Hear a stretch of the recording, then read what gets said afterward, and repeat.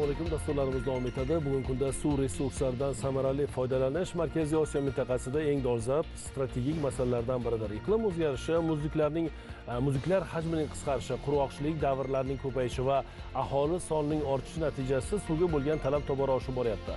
Bu esa transchegaraviy suv resurslarini boshqarishda davlatlar o'rtasida yaqin hamkorlik va muvofiqlashtirilgan yondashuvni talab etadi.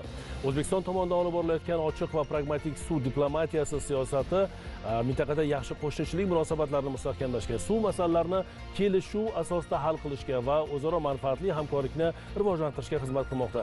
Prezidentimiz tomonidan Birlashgan Millatlar Tashkiloti, Shanxay hamkorlik tashkiloti, Turkiy davlatlar tashkiloti va Markaziy Osiyo davlat rahbarlari sammitlarida suv xavfsizligi va suv diplomatiyasi masalalari muntazam ilgari surilyapti. Bugungi muloqotimiz ekspertlari bilan tanishtirib o'taman. Ular ham ushbu dolzarb mavzu yuzasidan biz bilan albatta muloqot qilishadi. Marhamat, tanishing. Abdulhakim Salohiddinov, Toshkent irrigatsiya va qishloq xo'jaligini mexanizatsiyalash muhandislari instituti Milliy tadqiqot universiteti xalqaro hamkorlik bo'yicha prorektori hamda Rashid Toshev, suv xo'jaligi vazirligi bosh mutaxassisi. Hurmatli mehmonlar, studiyamizga xush kelibsiz.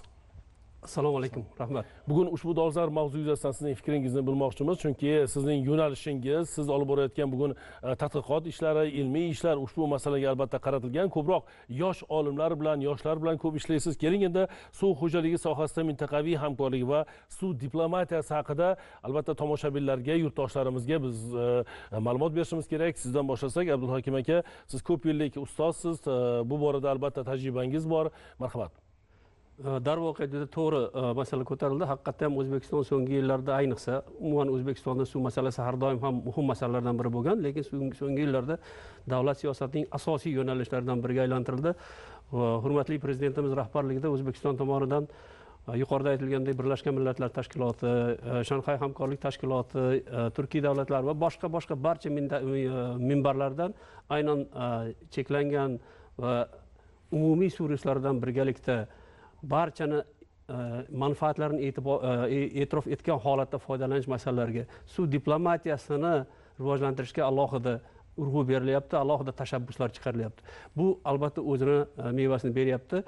Bitta misol bilan aytishim mumkinki, so'nggi agar bir 5 yillik e'tibor beradigan bo'lsak, qo'shnilarimiz bilan aynan shu masaladagi munosabatlarimiz ham, hamkorligimiz ham sezilarli darajada yaxshilandi va bu o'zini natijasini berib kelmoqda. Albatta, yuqorida ham biz aytdikki, O'zbekiston tomonidan olib borilayotgan ochiq va pragmatik suv diplomatiyasi siyosati mintaqada yaxshi qo'shnichilik munosabatlarini mustahkamlashga xizmat qilyapti. Rashid aka, siz suv xo'jaligi vazirligidasiz, mutaxassissiz. Bu jarayonlar haqida sizning munosabatingiz, suv xo'jaligi sohasida mintaqaviy hamkorlik qanchalik bugun rivojlanyapti va suv diplomatiyasida asosiy e'tibor qaysi jihatlarga qaratilyapti?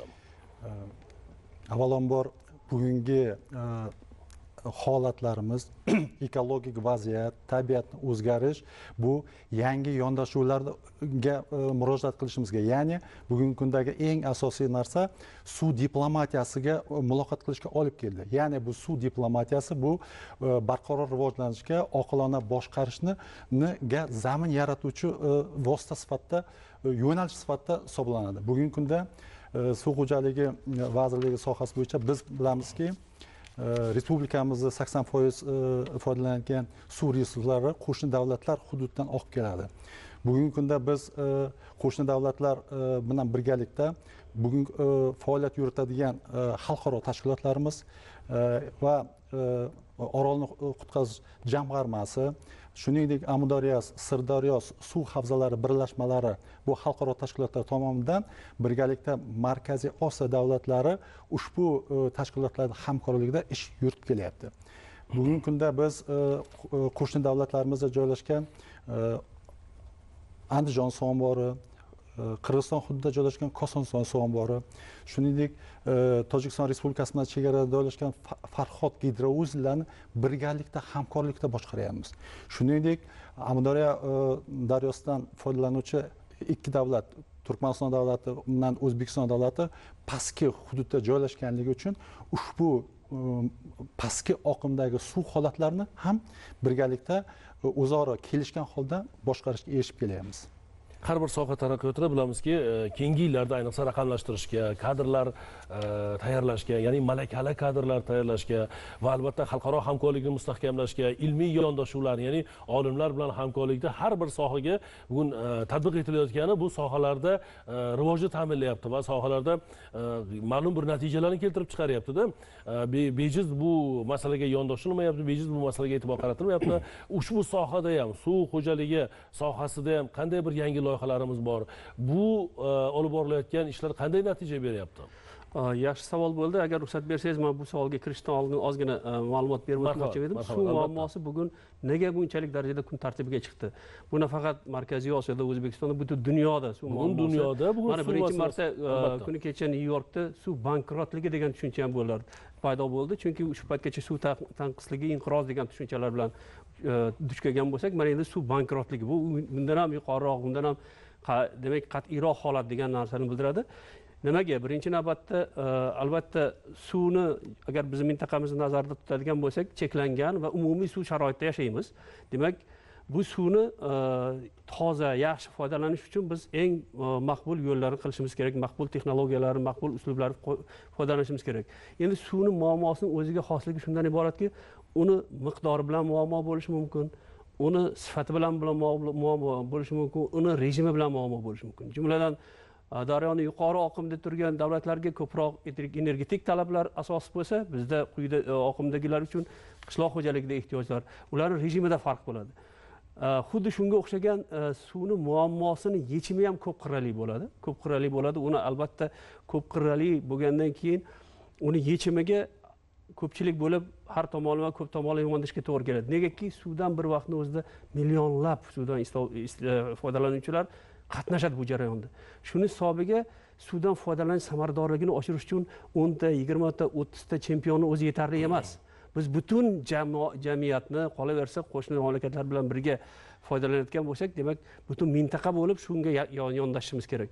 Va bu narsaning ichida suv diplomatiyasi masalasi va umumiy manfaatlar yo'lida birlashish masalasi eng to'g'ri yo'l ekanligini mintaqa tushunib yetdi. Bugungi kunda mintaqamizdagi bir xursand qiladigan yana bitta narsa, ilgari har bir davlat alohida xalqaro minbarlarga chiqadigan bo'lsa, endi mintaqaning umumiy ovozi chiqa boshladi va buni butun dunyo e'tirof eta boshladi. Bu demak, qaysidir darajada manfaatlarni uyg'unlashtirish, bu demak yechimga yaqinroq borish.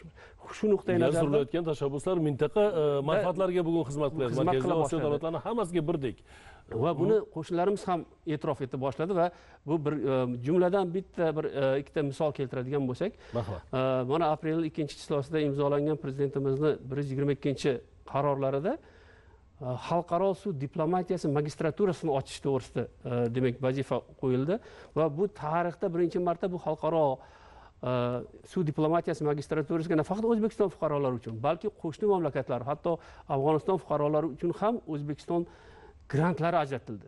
Bu degan so'z suv bilan bog'liq muammolarni bir tarzda, bir xilda tushunish va bir xil yechimlar yo'lida harakatlanish. Va mintaqa uchun kadrlar o'zimizda tayyorlanadi. Kadrlar tayyorlashni bir zamini yaratildi. Bu negaki suv muammosini bu faqat bitta avlodning muammosi emas. Bu muammo barcha avlodlar shug'ullanishi kerak bo'lgan va barqaror davom etishi kerak bo'lgan yo'nalish va bu juda muhim qadam bo'ldi. Buni agar bir kelajak avlod deydigan bo'lsak, hozirgi davlat avlod, ya'ni ishlab turgan mutaxassislarning malakasini oshirish va yangi eng ilg'or texnologiyalar bilan ularni qurollantirish uchun Universitet qoshida bugun suv diplomatiyasi va transchegaraviy suv siyosati xalqaro markazi ochildi va bu yerda nafaqat Markaziy Osiyo, hattoki Ozarbayjonning mutaxassislarini ham malakasini oshirish vazifalari qo'yildi va bu ish boshlandi. Bu ham juda katta markazda istovchilar, xohlovchilar soni ham ko'payib boradi. Ko'payib boryapti bugungi kunda. Mana bu narsalar hammasi bu yangi bir e'tirof etilgan, faqat O'zbekiston o'zida emas, qo'shnilar tomonidan ham e'tirof etiladigan bir holat bo'ladi. Endi ilmiy tadqiqotlarga o'tadigan bo'lsak, ilgari alohida biz tadqiqotlar o'tkazgan bo'lsak, endi davlatlararo, chunki bu muammo bu yerda bor bo'lsa, qo'shninikida ham bor. Ba'zi bir muammolar shundaki, bu yerda yechganingiz bilan umumiy natijaga erisha olmaysiz. Butun daryo havzasi bo'yicha bu narsalarni amalga oshirish. Birgalikda bahamjihat yetish kerak bo'ladi. Mana bunday umumiy mavzularni qo'yish. Ayniqsa bizda juda yaxshi platforma bor. Mana bizda ruschasiga MKVK deyiladi, davlatlararo suv xo'jalik komissiyasi. Bu o'sha eng qiyin davrlarda ham bizga juda yordam bergan tashkilot bo'ldi. Bu ta'bir joiz aytish bo'lsa kerakki, shu biz rahbarlarimiz o'sha vaqtda to'g'ri qilgan qarorlardan bittasi bo'lgan ekan. Hozir endi Orolni qutqarish jamg'armasi bor, xalqaro jamg'armasi. Bu yerda ham mana kelasi yildan boshlab O'zbekiston raislik O'zbekistonga o'tyapti. Juda katta rejalarimiz bor. Bularning hammasida berilayotgan tashabbuslarda bevosita nafaqat O'zbekiston o'zida, qo'shnilarda, hattoki xalqaro tashkilotlarda ham buni ijobiy e'tirofi sezilib turibdi. Bugun tadqiqotlardan tashqari yuqorida aytganimdek kadrlar salohiyatini rivojlantirish, undan tashqari mana texnologiyalar, mana aytaylik aqlli qishloq xo'jaligi degan, suv tejovchi texnologiyalar degan yoki SCADA boshqaruv tizimlari degan yangi narsa aytaylik yondashuvlar paydo bo'lyaptiki, bular o'sha yerda inson omilini kamaytirish, demakki xatolarni kamaytirish, qolaversa olinadigan ma'lumotlarning ishonchliligini, aniqligini oshirib, qo'shnilar bilan, hamkorlar bilan bir-biriga nisbatan ishonchni oshirish uchun zamin yaratmoqda. Bu ham juda muhim narsa hisoblanadi. Mamlakatimizda to'g'ri aytdingiz, amaliy ishlar ham ancha-muncha bir tajriba ortib boryapti bu yo'nalishda, chunki aytganingizdek suv tejovchi texnologiyalarning eng zamonaviylari o'rnatilyapti. Fermerlarimiz bugun dallarda suv tejovchi texnologiyalar, yomg'irlatib sug'orish yoki boshqa shu suvni tejaydigan texnologiyalarni kelib tatbiq qilib va ular bugun bilishdiki, kam suv sarf qilib yuqori hosil olish ham mumkin ekan. Oldingiga o'xshagan gektarlab yerlarni hisobsiz sug'orishlar bugun yo'q. Chunki bugun fermerlarimiz hisobli aytganingizdek o'sha tahlil qilib boradigan, ilmiy yondashadigan bugun fermerlarimiz ham o'sha yuqori hosil olib bugun natijalarni ko'rsatishyapti. Albatta, yana bir narsani aytish kerakki, ilgari shunday tushuncha bo'lardiki, bu suv muammosi bir tor ma'noda bir mutaxassislarnigina ishi degan bir tushuncha bo'lardi. Hozir butun jamiyat tushuna boshlayapti. Chunki buni hali aytganimizdek millionlab suvdan foydalanuvchilar hammasini xabardorligini oshirish ham muhim bo'lyapti. Chunki bizda yuqorida aytilgandek cheklangan suv resurslarining o'zining borligi bu tabiiy imkoniyatimiz. Lekin uni murakkablantiruvchi omillar mana iqlim o'zgarishi. Iqlim o'zgarishi ham muayyan darajada bizga ozgina teskari ishlayapti. Biz olib borgan tadqiqotlar shuni ko'rsatyaptiki, har 1 gradus o'rtacha o'zgargan harorat hisobiga mavjud suv resurslari imkoniyati 4% ga kamayyapti ekan. Mana oxirgi 40 yillik tahlil demak, havo haroratining oshib borishi ham, haroratning har 1 gradusga ortishi, demak, suv imkoniyatini 4% gacha kamaytirish imkoniyati, demak, xavfini tug'dirar ekan. Shuning uchun iqlimga moslashgan texnologiyalar joriy qilish bo'yicha ham alohida tadqiqotlar olib borilyapti va buni nafaqat alohida olingan hududlarda, balki butun bir mintaqa doirasida joriy etish. Kuni kecha yaqinda o'sha biz forumlar o'tkazdik. O'zbekistonda juda katta miqyosda suv forumi tashkil etildi. Kuni kecha bunda 25 dan ortiq mamlakat ishtirok etdi. Yana yaqindagina rejalashtirilyapti suv tejamkor texnologiyalar bilan bo'yicha forum o'tkazish. Bularning hammasi ilg'or texnologiyalarni, demak, o'rtoqlashish. Shuni hisobiga mintaqa bo'yicha olinadigan, demak, samarani oshirish masalasi bor. Ota-bobolarimiz ham, mana siz ham, biz ham yoshlarga, farzandlarimizga aytamizki, suvni tejab ishlatish kerak, suvga bee'tibor bo'lish kerak emas degan bir o'gitlar bilan katta bo'lganmiz, to'g'rimi? Va bugun aytganingizdek bu suv masalasi faqat bir idora yo tashkilotning vazifasi emas, bugun butun xalqimizni, butun mintaqani dolzarb vazifasiga aylanyapti. Yana shuni aholi tushunib yetyaptiki, suv tekin emas bugun. Albatta. Suvni qanchalik asrasak, qanchalik nima qilsak, ishlatsak, tejab ishlatadigan bo'lsak, suvni uzoq muddatga, demak, ishlatish imkoniyatlari paydo bo'ladi. Yana suv taqchilligi mana shunaqa bir ko'zga ko'rinayotgan bir paytda ham, lekin aholini mamlakatimizda eng chekka hududlarni ham ichimlik suv bilan ta'minlash choralari ko'rilyapti. Bugun ichimlik suvi, toza ichimlik suvi yetib bormagan masalan hududlarimiz deyarli qolmadi va bu jarayonlar demak katta mablag'lar evaziga davom etayotganligini ko'rishimiz mumkin. Marhamat. Xuddi shunday. Mana qarangda, bugungi kunda hamkorlikni eng yuqori yo'nalishlaridan bugungi kunda adolatli o'zaro ishonch bilan boshqarish, o'zaro hamkorlikni yuritish, bu model уже suv diplomatiyasi kirib kelyapti. Mana yuqorida ustozimiz aytdilar, endi bankrot. Mana men qo'shimcha sifatida fikr aytmoqchiman. Kechagina Birlashgan Millatlar Tashkiloti ommaviy axborot bo'yicha shunaqa narsani o'qidimki, UNWater o'zini ma'lumotlarini beryaptida, O'zbekiston stress ko'rsatkichi bo'yicha pasayishga erishdi. Bu nima degani? Qarangda, uni ma'lumotlariga qaraydigan bo'lsak, O'zbekiston suv stressi bo'yicha 169% da ekan. 2022 yilda bu 125% ga tushibdi. Endi 2026 yilda oxiriga borib bu 116% ga tushish ko'rsatkichga erishiladi degan holatni ma'lumotni e'lon qilyapti. Ma'lumotni aniq qilishyapti. Endi mana yaqinda kutiladigan Birlashgan Millatlar tashkilotini Nyu-Yorkda bo'ladigan forumida O'zbekiston vakillari mana bu ko'rsatkichlarga qanday erishganliklarini o'zimizda O'zbekistonda olib borayotgan ishlarni ko'rsatgan holda namoyon qiladi degan umiddaman. Endi bitta narsa. Bugungi kunda tashqi siyosatimizni, prezidentimizni o'zini suv xo'jaligi, suvdan samarali foydalanish bo'yicha qilinadigan tashabbuslari o'ylaymanki, bu yana xalqaro yo'nalishdan bitta yo'nalishga erishdik biz. Tashabbuslar qilib u yangi siyosatimizga olib boryapmiz. Endi men yaqinda bo'lib o'tgan Ostona shahrida ekologik summit bo'lib o'tdi. Shuningdek, xalqaro Orol fondini qutqarish jamg'armasining yig'ilishi bo'lib o'tdi. Shunda prezidentimiz aytgan fikrlarni keltirmoqchiman. Birinchi navbatda biz Markaziy Osiyo davlatlari mintaqasi suvni hayot manbasi sifatida ehtiyotkorlik bilan e'tibor berishga qaratishimiz kerakligi. Shuningdek, suv bugungi kungacha bizda saqlanib qolgan udumlarimizga e'tibor berish qaratishimiz kerakligi. Shuningdek, agar biz suvdan foydalanishda suvga bo'lgan munosabatimiz o'zgarmas ekan, bizda hech qanday erishilayotgan muhandisliklar yechimlari o'z samarasini bermaydi. Yana eng asosiy narsa, bugungi kunda biz maktabgacha bo'lgan bilimdan uni toki mutaxassis darajasiga erishguncha biz suvdan foydalanishga, suvga bo'lgan munosabatimiz bizni odatimizga aylanishi kerak. Shuningdek, kundalik madaniy kodimizga aylantirishga intilishimiz kerak degan fikrlarni o'rtaga qo'ydilar.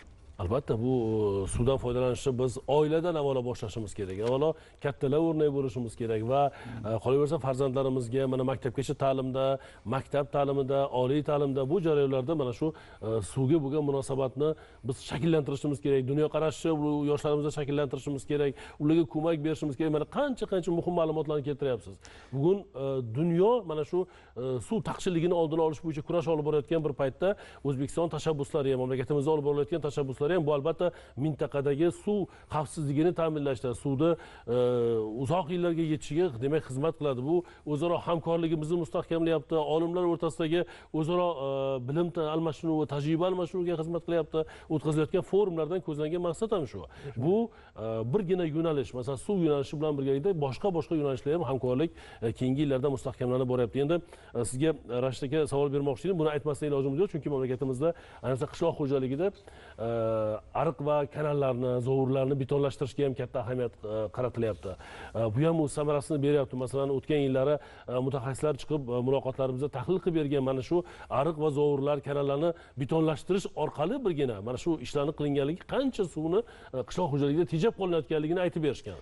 Endi men bu savolga javob berishdan oldin bir ko'rsatkichni keltirmoqchiman.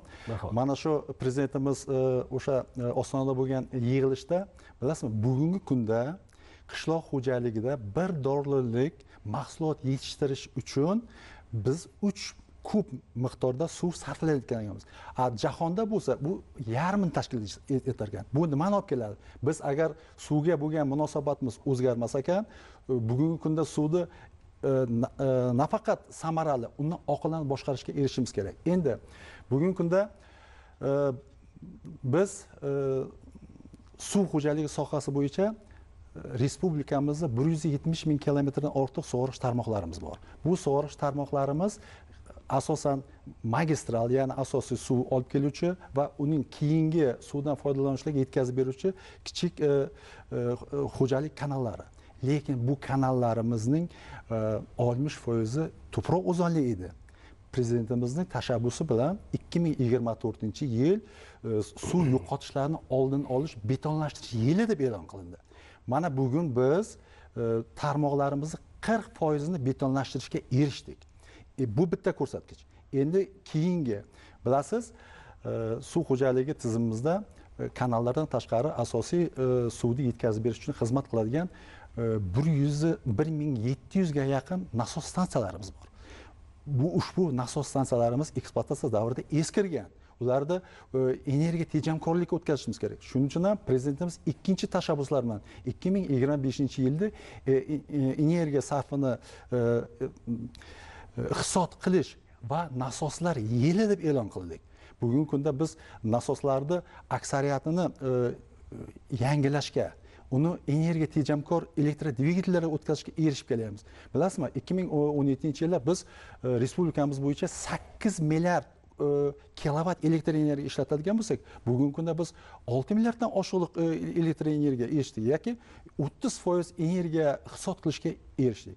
Bundan keyingi yo'nalish mana suv tejovchi texnologiyalar.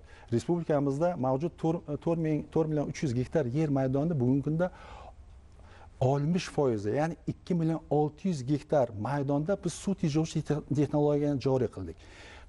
Bu nimalarni beryapti? Bu oddiy bir misol, 2025-yilda biz 10 milliard kubometr suvni hisob qilishga erishdik. Bu hammasi o'sha betonlashtirish evaziga, o'sha suv tejovchi texnologiyalarni joriy qilish evaziga, shuningdek nasos va qurilmalarni energiya tejamkorlik, suv chiqarish qobiliyatini yaxshilashga erishish natijasida yana bitta eng asosiy ko'rsatkichlardan bittasi bu raqamlashtirish. Suv xo'jaligi vazirligi tasarrufida bizda vaziyatlar markazi tashkil etilgan. Unda 10 dan ortiq platforma bor. Ushbu platformada eng bitta ko'rsatkichimizni keltiradigan bo'lsak, bugungi kunda har bitta, bilasizmi, ushbu platformada 600 mingdan ortiq suvdan foydalanish. U klaster bo'lsin, u fermer bo'lsin, u dehqon xo'jaligi foydalanuvchi yoki boshqa baliqchilik bo'yicha foydalanuvchi bo'ladigan bo'lsin, ushbu platformaga kiritilgan. Bugungi kunda ushbu platforma orqali olinadigan suvi to'g'ridan to'g'ri ko'rinib turadi va foydalangan suv uchun bugungi kunda mamlakatimizda belgilangan suv solig'i ushbu ko'rsatkichlarga asosan to'lashi belgilangan. Mana raqamlashtirishi bugun hayotimizga tobora kirib kelayotgani, raqamlashtirishi foydasi, demak suv hisobini yuritishi o'zi ham bir madaniyat bunday olganda. To'g'rimi? Mana qancha biz suvni mana shu qilingan ishlar evaziga aytyapsiz, qanchalar suv bugun qishloq xo'jaligida umuman suv resurslarini tejashga erishdik. Agar shu ishlar qilinmaganda qancha suvni biz sarfini qilgan bo'lardik, isrofgarchilikka yo'l qo'ygan bo'lardik. Endi bitta narsa, mana hozir o'zimizning respublikamizda miqyosda bo'lgan ko'rsatkichlar bilan bo'lishdim. Bu qarang, 2025 yilda 10 milliard kubometr suvni iqtisod qilgan bo'lsak, 2026 11 milliard biz ko'rsatkichni o'z oldimizga vazifa qo'yganmiz. Endi raqamlashtirish. Bugungi kunda bilasizmi, har bitta suvdan foydalanuvchi, har bitta suv tarmog'idagi qismlarga onlayn sistemasi miqyosida suv o'lchash uskunalari qurilyapti. Endi bu bizni ichki respublikamiz miqyosida bo'ladigan bo'lsa, bugungi kunda biz qo'shni davlatlar bilan bu masalalarni olib boryapmiz. Bugungi kunda biz Sirdaryo daryosi o'zanida Qozog'iston bilan birgalikda bizga xalqaro donor sifatida Germaniya xalqaro hamkorlik agentligi yordam berish evaziga 10 ta gidropost avtomatlashtirish bo'yicha biz o'z hujjatlarni taxladik. Bundan keyingi masalamiz Turkmaniston davlati bilan o'zaro Amudaryoda joylashgan 5 ta gidropostni avtomatlashtirish masalasi ko'zda tutilyapti. Biz demak, jarayonlar keng qilinayotgan ishlamlar, loyihalarni aytyapsiz. Bu loyihalarni albatta o'z samarasi beradi. Bu ham mana shu demak suv xo'jaligi sohasida mintaqaviy hamkorlik va suv diplomatiyasini mustahkamlashga demak xizmat qiladi. Abdullakim aka, dasturimiz so'ngida xulosaviy fikrlaringiz, marhamat. Yuqoridagi fikrlardan asoslanib aytish kerakki, bugungi kunda biz umumiy suv resurslari sharoitidagi mintaqada yashar ekanmiz, cheklangan suv resurslarida. Albatta buni yechimida suv diplomatiyasi va mintaqaviy hamkorlik kelgusi yutuqlarimizning asosiy mezonlaridan biri bo'lib qoladi. Shuning uchun bu eng asosiy yo'nalishlardan biri deb qaraladi va olib borayotgan ishlarimizni faqatgina dala sharoitida, faqatgina alohida aytaylik region deymiz, mintaqa sharoitida emas, butun Markaziy Osiyoni barcha joylarida olib borishni targ'ib qilishimiz va umumiy yaxlit katta natijaga erishishimiz mumkin bo'ladi. Yuqorida Rashid aka aytib o'tgan katta o'zgarishlarning yana bittasida odamni o'zini bir orientir olish uchun, qanaqadir mo'ljal olish uchun bir ko'rsatkichlar bo'ladi. Ilgari agar dehqonchilikda biz 1 gektar yerga shuncha suv berdim yoki degan bir tushunchalar olgan bo'lsak, endi biz 1 gektar yerga emas, 1 kubometr suvga qancha mahsulot oldim, ya'ni produktivnost deydi ruschasiga aytganda, suvni mahsuldorligi qancha bo'ldi degan yoniga ko'rsatkichni ham qo'ydik. Bu ham ozgina hushyor tortadigan va e'tibor beradigan omil bo'ldi. Bu ham o'sha qaror qabul qilishga, harakat qilishga undovchi faktor bo'ldi. Menimcha olib borayotgan ishlarimiz to'g'ri yo'nalishda va buni davom ettirilishi kerak. Va albatta bu qilinayotgan ishlar mana o'sha fermerlarimiz ham, qishloq xo'jaligi sohasi vakillari yoki suv bilan ishlaydigan mutaxassislar ham shu darajada o'rgandiki, aytganingizdek, o'sha tahlil qilish, nazorat qilish va o'sha suv tejovchi texnologiyalarini ko'proq qo'llash va amaliy natijalarga erishishga katta ahamiyat berilyapti. Bu albatta har bir soha taraqqiyotida o'zini hissasini qo'shadi, samarasini albatta beradi. Biz bilamizki, suvsiz hayot yo'q, suv demak tekin emas degan jumlalarni ishlatdik. Mana shu iboralarni ham xalqimiz, yurtdoshlarimiz chuqur anglab borishyapti. Biz keyingi muloqotlarimizda albatta siz bilan ushbu dolzarb mavzu yuzasidan muloqot qilamiz. Bugungi tashrifingiz va bizga bergan ma'lumotlar uchun sizga rahmat deymiz. Hurmatli teletomoshabinlar, dasturlarimiz davom etadi. E'tiboringiz uchun tashakkur. Xayr salomat bo'ling. Biz uzoqlashmang.